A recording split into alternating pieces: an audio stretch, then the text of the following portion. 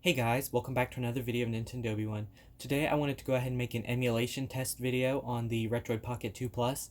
Now this is going to be lower emulation. I'm going to make a separate video on the higher emulating consoles such as PS2, Wii, GameCube, 3DS, and even some Dreamcast I think. But I wanted to go ahead and keep this at like a lower level for now. I'm going to be doing SNES, NES, MAME, just different things, DS, but it's going to be all the lower stuff. So if you do want to see the emulation tests on the higher consoles, please make sure you're subscribed to the channel because I will be putting that out soon. But I have a Xbox controller connected, as you can see, so I'm just going to be playing with an Xbox controller, but the buttons and the analog triggers work fine. All the buttons are great on this little device, but I'm just going to go ahead and be using a Bluetooth controller for this. But yeah, let's go ahead and start off with some of the lighter stuff and we'll get right into it. Alright guys, so here's Asphalt 9. I wanted to go ahead and put up the settings to see if they would work. And sometimes it does stutter, but it does run pretty well and when I set them up to quality settings. So it's at the best settings that it can get to, but sometimes it will stutter. If you don't want the stuttering, you can always set it down, but just like this, it's fully playable.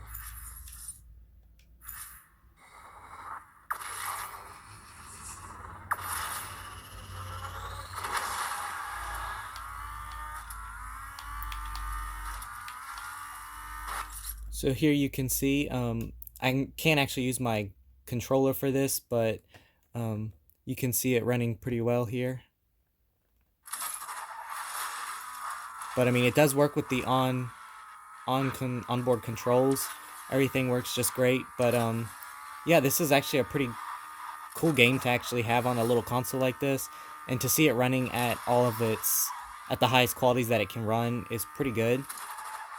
But if you're picking this up for native Android gaming, some of the higher things probably will not run well. But so far, Asphalt 9 runs really well, and I'm actually pretty impressed that it would. I didn't think that it would, but here it is. And I'll go ahead and move on to the next game. Alright guys, so here's LEGO Star Wars The Complete Saga. You could always like emulate this for the DS or something like that, but it runs great for the Android version from the Play Store. And the same goes for Jurassic World, and I'm pretty sure for The Force Awakens. So if you own those games, they definitely work really well on here. I do actually enjoy playing this on this. You know, I always played this on Wii, and it's pretty cool to see it playing on here at full speed. And it doesn't lag or anything, it runs really well, and I'm actually really pleased with that. So I'll go ahead and show you a little bit more, and then we'll move on.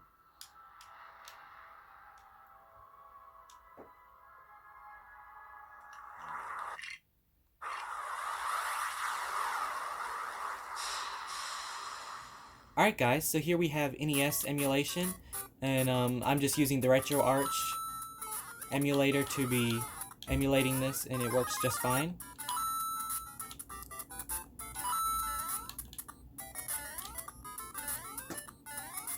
So yeah, pretty much all your NES games are going to run just fine on this, and we'll go ahead and move on to the next section. Alright guys, here we have SNES Emulation. Again, just like NES, everything's going to be running perfectly on this. All your SNES games are pretty much going to be running perfectly. I don't think you'll have any issues with any of them. Again, I'm using the RetroArch core for this, so you could use a standalone version of an emulator, but RetroArch works perfectly for all of this. So, yeah, all of your SNES games, which there are tons out there, are all going to work perfect on this little console. And so we'll go ahead and move on to the next bit. Alright guys, here we have some Game Boy Emulation. Again, pretty much all your Game Boy and Game Boy Color games are all going to be running great. I will show a video of the Game Boy Color games in just a second. But yeah, everything seems to be running nice, and I'm still using the RetroArch core to emulate this. But yeah, all your Game Boy games are going to be fully playable on this. And we'll go ahead and move on to the next section. Alright guys, here we have Game Boy Color Emulation. And like I said just a second ago, all of your Game Boy Color games are just going to be fully playable on this. Here's Link's Awakening, and all of your games from Game Boy Color console is going to be fully playable. Um, so if you have a whole bunch of Game Boy Color games that you'd like to emulate, this will be perfect for it. And I will say, I do love emulating SNES on this game. That's like my go-to to emulate. That's what I usually play. So this is really good for old retro consoles such as Game Boy, Game Boy Color, SNES, and NES. However, if you get up into higher consoles, it is going to be a little bit pixely because of the 480p screen that it has. It doesn't have a very big screen with a bunch of pixels, so all of your like 1080p games that you'd probably be playing are definitely going to be bogged down by the screen. But yeah, here's Game Boy Color and it works perfectly, so we'll go ahead and move on to the next bit. Alright guys, so here is Mario Kart for the Game Boy Advance, and pretty much all of your Game Boy Advance games are going to be running very well on this. I haven't found any problems yet, so I'm assuming that means that pretty much all of them will work. There might be like one or two games that might not work for whatever reason. But again, I am using the RetroArch core. So RetroArch works perfect for pretty much anything below any of the lower consoles like NES or SNES or any of the Game Boy Colors, Game Boy Advance, and Atari. So yeah, I mean, all of your Game Boy Advance games are probably going to be fully playable on this. And so we'll go ahead and move on to the next bit. Alright guys, so here is DS Emulation on the Retroid Pocket 2 Plus. I am using the Drastic DS emulator because I was not getting very good performance from RetroArch. So I went ahead and found a standalone version and it works perfectly. So pretty much all of your DS games I believe will run really well on this as long as you do have a standalone version. But other than that, I think all of your DS games will run perfect, so we'll go ahead and move to the next section. Alright guys, so here's some MAME. Some of the MAME files I had wasn't working. I don't know if that was because of the ROM that I had or if it was just because it did not work with RetroArch. I am using RetroArch for MAME, but so most of the MAME games that I did test were perfect, so we'll just go ahead and get into it. Here's some Miss Pac-Man. But yeah, all of my testing, it works really great with the D-pad on this. The lever is a little hard to use sometimes with this, so I would suggest if you use MAME, probably to go ahead and use your D-pad. And the D-pad on the Retroid Pocket 2 Plus is greatly improved from the last one, and I really do like the D-pad on this one. It feels pretty good when you're playing, and it doesn't like cramp your hands when you're trying to play it or anything. But yeah, MAME runs pretty well for pretty much everything I've tested. I'm sure not everything would run perfectly, but so far everything that I've tested has run perfectly, so we'll go ahead and move on to the next section. Alright guys, so here is some Atari 2600 emulation. I pretty much know that this is not going to have an issue running any Atari 2600 games. So here's Donkey Kong Jr. Pretty much all of your Atari 2600 games are going to run perfectly. NES, SNES, Atari 2600, anything like that that's really retro and just older is just going to run perfectly on this because this is a compatible system with that. So anything that you really want to play for Atari 2600 will run perfectly. So we'll go ahead and move on to the next bit. Alright guys, so here's some Nintendo 64 emulation. So far everything that I've tested has worked great. I am not using RetroArch for this, I am using the Mupen 64 standalone from the Google Play Store. I've always liked playing N64 on a separate emulator, not using RetroArch for some reason. But I haven't really tested it on RetroArch. I'm sure it would work fine. But I do like using a standalone version for N64. But yeah, so far everything that I've tested has worked. I know one of the hardest N64 games to run is Rogue Squadron, so I will test that in just a second. But I wanted to go ahead and, get Mario 64 out of the way. And so far, this is a cutscene, but it works perfectly with this.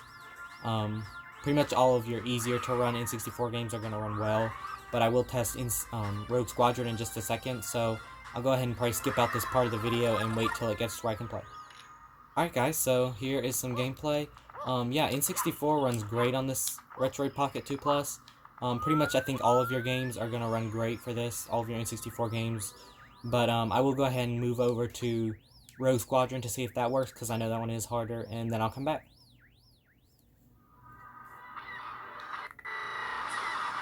Alright guys, so here is Rogue Squadron, and as you can see it kind of really dips down, or especially around this scene.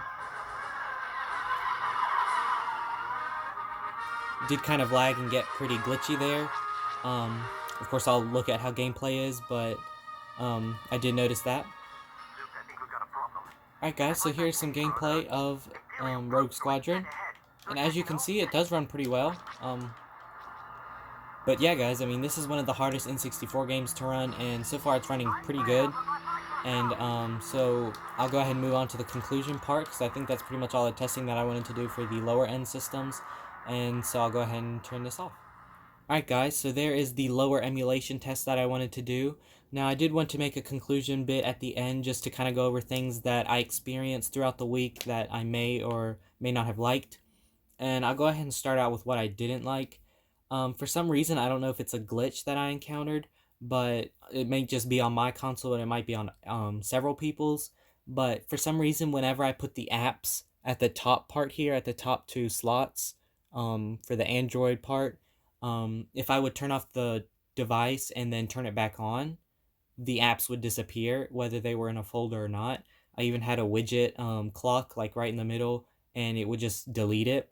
So I don't know what that was about, but I figured out if I do keep all my apps on the bottom two rows, it does help. It doesn't delete itself or anything.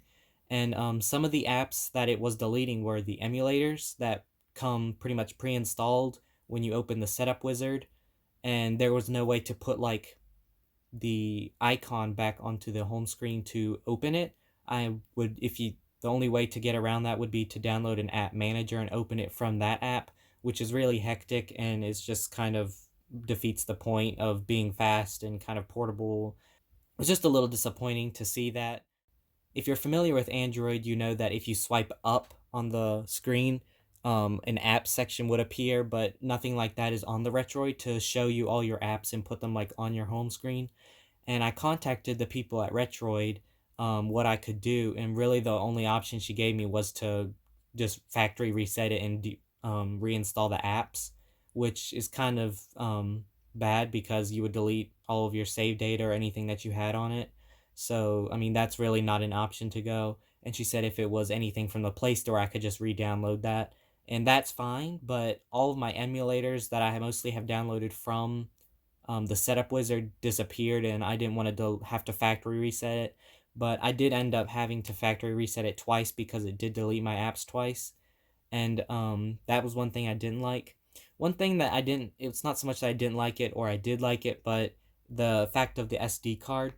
If you're going to be using this for a whole bunch of games, I actually would suggest that you would format the SD card as internal storage. I do have a 256 gigabyte SD card inside, and I first formatted it as portable storage just to kind of be able to take it in and out and put stuff from my computer onto the Retroid. And after installing several apps, I realized that this only does have 32 gigabytes, and it wasn't enough for what I needed. And there was no way to install any apps from the Retroid and put them onto the SD card formatted as portable storage. So I did have to factory reset. Well, I didn't factory reset it. Well, I did because all of my apps disappeared, and then I formatted the SD card again as internal storage, and I very much do prefer doing it like that. However, the downside to that was anytime I tried to transfer files from my computer to the SD card, because the only way you can transfer any files from your computer to your SD card, and once it's formatted as internal storage, is you have to connect it through the USB, and the USB was not very fast, I'm assuming, or my computer, the link between them was not fast enough, so everything uploaded to it really slow. I had several gigabytes of different games and such, and it took probably about an hour or two just to get them onto the device, but it only probably would have taken probably 10 minutes max if I had just inserted the SD card directly into my computer. But but that was one thing that I just didn't like. It was kind of chaotic with the SD card, but I did end up formatting it as internal storage. And that really does help because it replaces almost the internal storage. All of like your Android base files are going to stay on the Retroid storage. However, all your apps and data and such will be put onto the SD card if it can. and that really does help. So now if you open up storage, it'll say 250 some gigabytes as internal storage. And I do prefer that because I do have a whole bunch of apps that I like to download to it. And I really do like this device. One thing that I did find out that I do like about it is its portability. It is very portable and comfortable to carry around. I did find myself playing SNES on this more just when going on trips or anything like that around in the car. But I do like how portable it is. And one thing I did want to mention is I did put a cap on this lever right there. I had an extra one from Nintendo Switch one that I got, and so it was black, and I just went ahead and put it on, and it does work. However, you can turn it. You can see that's not the lever turning, that's just the little grip on top turning. But it does work, and I do like it because the lever on the top actually does kind of feel a little hard to me, but that really does help with it. But yeah, I mean, so far I've been enjoying this thing, and I really haven't found too many things that I don't like about it.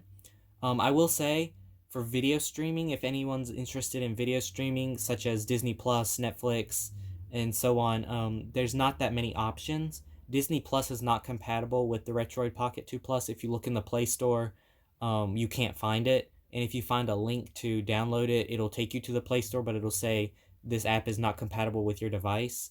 And I'm pretty sure that's it for Netflix and some of the other ones. The only video streaming apps that I've seen available on the Play Store is Amazon Prime Video and HBO Max. I think there was one other one that was kind of unpopular, but those were the main ones that I saw that were on there. So if you're thinking about doing any kind of video streaming, I did try and find several like older versions of Disney Plus and such to put on here, and there are videos on how to get Netflix on it, but none of the Disney Plus versions worked with this.